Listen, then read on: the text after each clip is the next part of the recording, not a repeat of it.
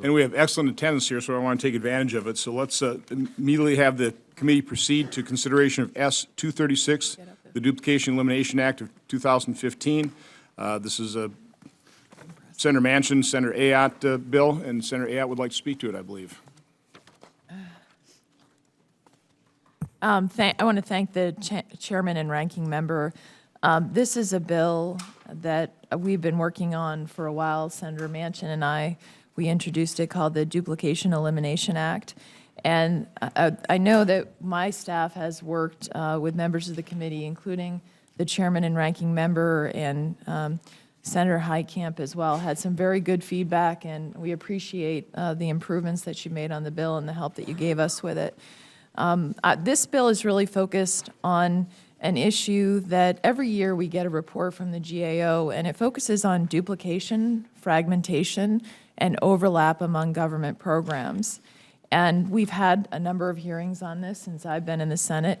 And the goal of this bill is really to prompt both the executive branch and the Congress to take up these recommendations and to address them more consistently, and hopefully every time this report is issued that we actually take up these recommendations and either adopt them or not adopt them or improve them. And if you look at these reports as they've been issued over the years, Congress has only addressed about 27% of the GAO duplication recommendations. It isn't for a lack of interest, because I've heard everyone on this committee express interest in addressing, making sure that government is more effective and efficient in terms of the programs. But the challenge is greater, is one of making sure that we actually take up these recommendations every year. So the Duplication Elimination Act provides a pathway for us to address the GAO recommendations. And what it does is it would ensure that both the President and the Congress will address these proposals each year through a defined process.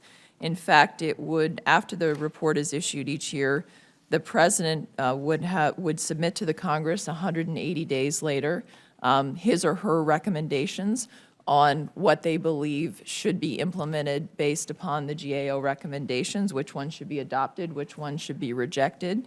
And then the Congress, within 60-day period, would have an opportunity to take up what the President has proposed. It would also, the way that this bill has been drafted and modified with great feedback from this committee, it would allow an amendment process.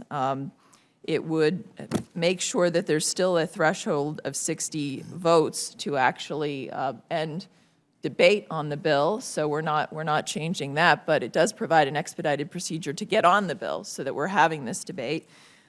This bill is one that I hope will get the support on the committee, because it provides a framework for us to regularly and systematically deal with duplication and fragmentation, and I think an important debate that we would have every year based on the important work done by the GAO.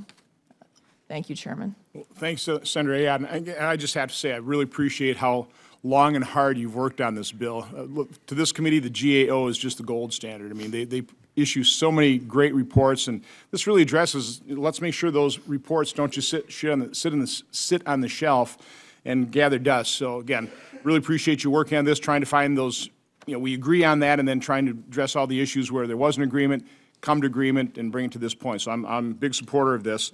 I do ask unanimous consent for the Ayotte modified substitute amendment be considered as a substitute to the underlying bill.